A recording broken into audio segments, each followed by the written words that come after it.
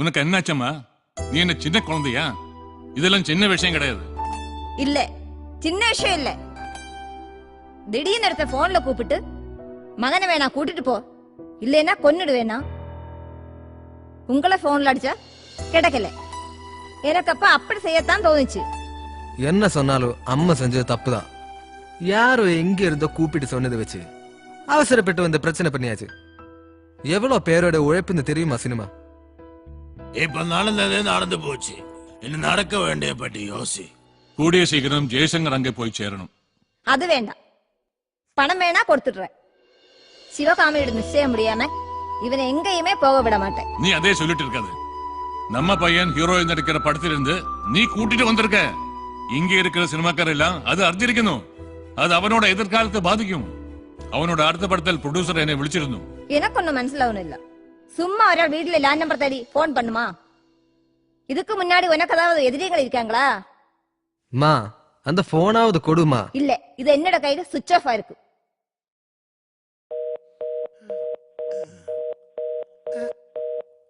ബെല്ലുണ്ടോ? Switch ഓഫാ.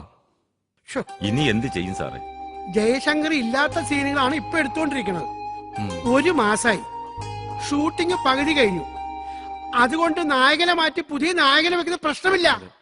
സിനിമയല്ലേ, ഒരു സീരിയലാണെങ്കിൽ ഒരു photo വെച്ച് മാലയും തൂക്കി അവസാനിപ്പിക്കാം. കഥയിൽ എന്തെങ്കിലും മാറ്റം വരുത്താൻ സാധിക്കുമോ? സാധ്യമല്ല. ഓർഡർ അനുസരിച്ചല്ലോ ഷൂട്ടിംഗ് നടക്കുന്നത്. എങ്ങനെയെങ്കിലും അയാളെ കോണ്ടാക്ട് തിരിച്ചു കൊണ്ടുവരാൻ നോക്ക്. പോലീസിനൊന്ന് പരാതിപ്പെട്ടാലോ? ഒരു പ്രയോജനമില്ല. ഒന്നാമത് തമിഴ്നാട് മാത്രല്ല, ആ പയ്യന്റെ അച്ഛൻ അവിടെ വലിയ ഗൗണ്ടറാ. ഏതായാലും ഷൂട്ടിംഗ് നിർത്തി വെക്കാൻ പറ്റില്ല. അത് വലിയ നഷ്ടം സംഭവിക്കും. തമിഴ്നാട് സിനിമയായിട്ട് ഞാൻ ബന്ധപ്പെട്ടിട്ടുണ്ട്.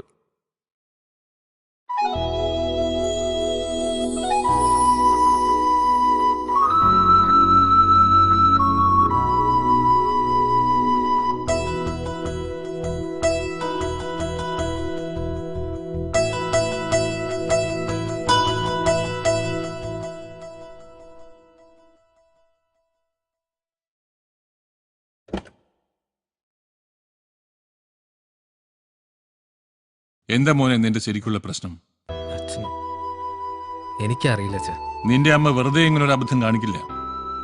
ഫോണിലൂടെയുള്ള സംസാരമാണ് അമ്മയെ ചൂടുപിടിപ്പിച്ചത്. അതുകൊണ്ടാണ് ചാടി പുറപ്പെട്ടത്. നീ അവിടെ ആരെങ്കിലുമായി വാക്തർക്കമോ മറ്റെന്തെങ്കിലും പ്രശ്നം ഉണ്ടായോ? അത് അങ്ങനൊന്നും ഇല്ല.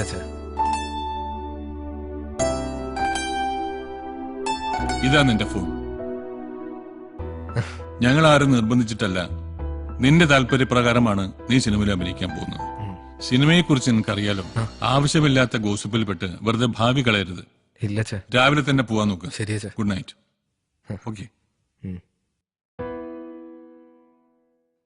ഇങ്ങനെ ആലോചിച്ച് സമയം കളയാണ്ട് എന്തെങ്കിലും വഴിയുണ്ടോ നോക്ക്. എന്ത് വഴി? ഒരു വഴിയും ഇല്ല. അയാള് വരാതെ ഒരു വഴി നടക്കൂല.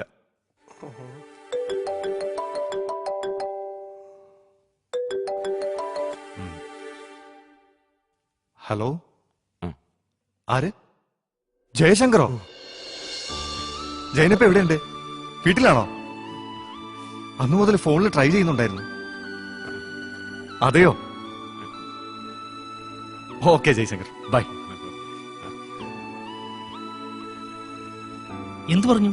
ജയശങ്കർ രാവിലെ അവിടെ നിന്ന് പുറപ്പെടും. എല്ലാം വന്നിട്ട് പറയാന്ന്. സരസ, അയാള് സേഫ് ആണെന്ന് സ്റ്റേഷനിൽ അറിയിക്കണേ.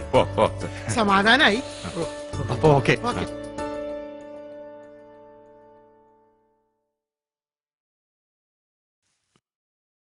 നടക്കടാ. ഈ ടീഷർട്ട് ക്യാമറനെ കാണിക്കട്ടെ. അയാൾ ആകെ ഒച്ചപ്പാടും ബഹളമാണ്. എന്താ എന്നെ ഇങ്ങനെ വിഷമിച്ചിരിക്കുന്നത്? ജയശങ്കർ വരും. ആർക്ക് വിഷമം? എനിക്കോ? ഞാൻ ദേ റെഡിയായി. മേക്കപ്പ് ഇട്ടാ മതി. നമ്മുടെ ഹീറോ എത്തിയില്ലല്ലോ. എത്തും. ജയശങ്കർ വിളിച്ചിരുന്നോ? ഇല്ല. പിന്നെ എന്റെ മനസ്സ് പറയുന്നു. സത്യത്തെ ഞാൻ ഇന്നിവിടെ വരണ്ടാന്ന് വിചാരിച്ചിരുന്നതാ. എന്നിട്ട് ഞാൻ വന്നില്ലേ? അപ്പോൾ എന്നെക്കാളും എത്രയോ സീനിയറായ ജയശങ്കറിന് വരാതിരിക്കാൻ കഴിയുമോ? അതങ്ങനാ മോളെ. എത്ര തിരക്കുള്ള ആളാണെങ്കിലും 2 ദിവസം വീട്ടിലിരുന്ന ബോറടിക്കും. ഓടിയെത്തൂലേ ലൊക്കേഷനിലേക്ക്. ഹീറോ സാറേ, ഞാൻ പറഞ്ഞില്ലേ വരൂന്ന്. ഫോൺ ചെയ്തിട്ടുണ്ടായിരിക്കും അല്ലേ? യാത്രയൊക്കെ സുഖമായിരുന്നോ ജയശങ്കർ?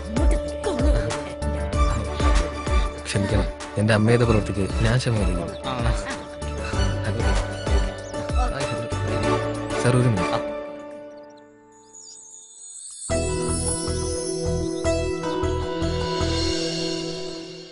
ഇതിരിക്കട്ടെ, എന്റെ അമ്മ ഉണ്ടാക്കിയ നഷ്ടത്തിന് ഒരു പരിഹാരമായിട്ട്. ഈ തുക എത്രയായിരുന്നാലും ഞാനിപ്പോ വാങ്ങുന്നത് കടമായിട്ടാണ്. അത്രയ്ക്ക് ആവശ്യങ്ങളുണ്ട്. ജയശങ്കറിന് ഇന്ന് അഭിനയിക്കുന്നതിന് എന്തെങ്കിലും ബുദ്ധിമുട്ടുണ്ടോ? ഏയ്, ഞാനിതാ റെഡി. മേക്കപ്പ് ഇട്ടാ മതി. Same dialogue. തേയിലത്തോട്ടത്തിലൂടെ നടന്നു വരുന്ന ലക്ഷ്മി, ലക്ഷ്മിയെ കാണുന്ന വിനോദ്. വിനോദ്, നീ എന്താ ഇവിടെ നിൽക്കുന്നേ? എന്താ അന്നെ ഡയലോഗ് കാണാതെ പഠിക്കുകയാണോ? അല്ല ഏട്ടാ, വായിക്കുമായിരുന്നു. എന്ത് തോന്നുന്നു അന്നയുടെ അഭിനയത്തെ കുറിച്ച്? അതിന് മറുപടി പറയേണ്ടത് ചേട്ടനൊക്കെ തന്നെ. നല്ല ഫ്യൂച്ചർ ഉണ്ട് അന്നയ്ക്ക്. വേറെ എവിടെന്നെങ്കിലും ചാൻസ് വന്നിട്ടുണ്ടോ? എങ്കിൽ ചേട്ടനൊക്കെ അറിയാതിരിക്കോ? എനിക്ക് 1-2 എൻക്വയറി വന്നിരുന്നു. ഇത് കഴിയട്ടെ എന്ന് ഞാൻ പറഞ്ഞു. അടുത്ത പടത്തിന്റെ എഗ്രിമെന്റ് വെക്കാമല്ലോ. അന്ന് അച്ഛനാ നടി ഇൻസൾട്ട് ചെയ്തപ്പോ പെട്ടെന്ന് കയറി പറഞ്ഞതാ. പിന്നെ അല്പ അഭിനയമോഹം ഉണ്ടായിരുന്നു. ഈ സിനിമ വിജയിക്കണം, അതെന്റെ കൂടെ ആഗ്രഹമാണ്. വിജയിക്കും, അത് ഉറപ്പാ. അതിന് ഒരു സംശയവും വേണ്ട.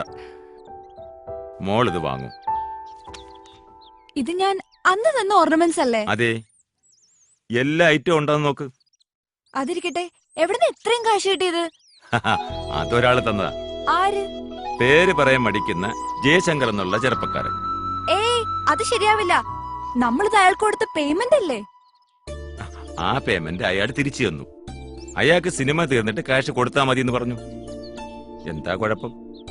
അയാള് കാശിന് വലിയ ആർത്തിയുള്ള നടനൊന്നും അല്ല. ശരിക്കും അയാളുടെ അച്ഛന്റെ ആഗ്രഹമാണ് മകനെ സിനിമ നടനാക്കാൻ. പുള്ളി തമിഴ്നാട്ടിലെ പെരിയ കൗണ്ടറല്ലേ? എങ്കിലും സിനിമ തീരുമ്പോ നമ്മൾ അയാളെ സെറ്റിൽ ചെയ്യും.